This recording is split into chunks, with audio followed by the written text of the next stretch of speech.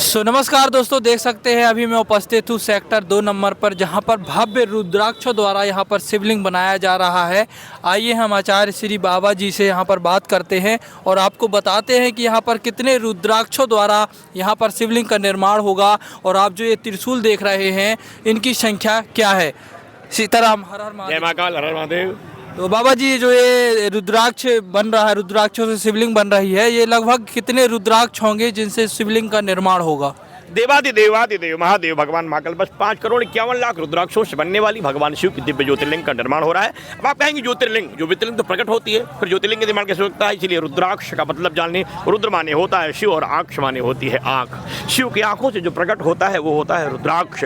इसलिए स्वयं शिव ही रुद्राक्ष के रूप में है। इसलिए स्वयं प्राकट्य रूप भगवान शिव का जो है रुद्राक्ष की 5,51,00,000 मणियों से बनने वाली भगवान शिव की दिव्य ज्योतिर्लिंग का निर्माण हो रहा है। देहो देवालय प्रोक्ता सजीवा केवल शिवा। शिव कल्याण करने वाले हैं, वरदानी हैं, अद्भुत दानी हैं, दया करते हैं, कृपा करते हैं, रोग हरते हैं, शोक हरते हैं, पाप हरते हैं, संताप हरते हैं और बड़े बड़े अपराध का भी विनाश करते हैं। इसलिए शिव की कृपा से यहाँ 4 प्रकार के त्रिशूल स्थापित किए गए हैं। काला त्रिशूल देश के आतंकवाद को रोकने के लिए और बांग्लादेशी हिंदुओं को बचाने के लिए, क्योंकि बांग्लादेश में हो रहे नरसंहार को रोकने के लिए पूरा देश चिंतित है। इसको लेकर के एक बड़ा संकल्प हुआ है, शत्रु विनश्चित का महाप्रयोग होगा। दूसरा त्रिशूल है पीला। कुंभ में हुए हादसे के बाद फिर कोई हादसा माघ मेले में ना हो और आने वाले देश में फिर से कोई महामारी का प्रयोग ना हो, इसलिए उस महामारियों को रोकने के लिए है। सफेद त्रिशूल, देश में मेरे नौजवान, मेरी बेटियां, मेरी माताएं, मेरे व्यवसायी, अन्नदाता, किसान सभी लोग इतने बुद्धिजीवी हों, इतने योग्य हों कि भारत का गौरव बचा सकें। चौथा त्रिशूल है लाल। देश की अर्थव्यवस्थाओं को मजबूत करने के लिए, गरीबी मेरे देश को छू न पाए, इसलिए पूरे देश की संपन्नता के लिए संकल्प है। भगवा ध्वज लगाया गया जो शक्ति के प्रतीक के रूप में, और मेरे ठीक भाग में इंद्र के ध्वज है महाराज, जो देवताओं के देवता हैं महाराज इंद्र, उनका ध्वज लगाया गया है। क्योंकि बिना इंद्र की पूजा की किसी भी कामनाओं की पूर्ति नहीं होती, क्योंकि इंद्र ही चाहेंगे महाराज तो यज्ञ की रक्षा होगी, यज्ञ संपन्न होगा, मेला संपन्न होगा। और 101 कुंतल की आहुति का संकल्प है। 12,51,00,000 महामंत्रों का जप है।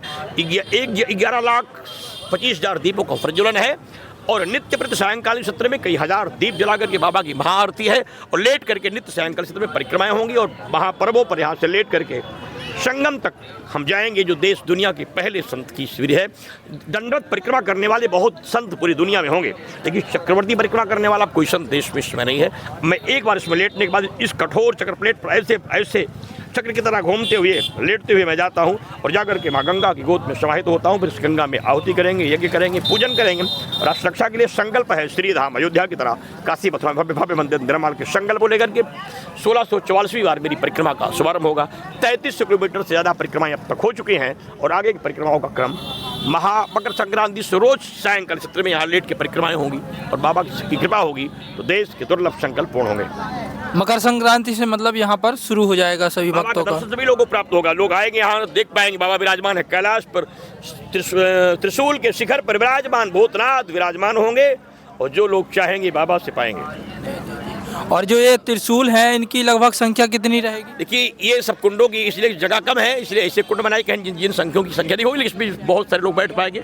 सारे चारों तरफ कुंड बनाए जा रहे हैं कुंडों में, और विशेष महाकुंडों में सभी लोग आहुति कर पाएंगे। बहुत बहुत धन्यवाद। हर हर गंगे। दोस्तों देख सकते हैं, आप भी आइएगा। मकर संक्रांति के बाद यहाँ पर शुरू हो जाएगा और शिवलिंग का निर्माण भी मकर संक्रांति तक हो जाएगा। उसके बाद यहाँ पर पूजा आहुति शुरू हो जाएगी। तो आप भी आइएगा। ये सेक्टर नंबर 2 में है, गंगा संगम घाट के अपर मार्ग पर। सभी को हर हर महादेव।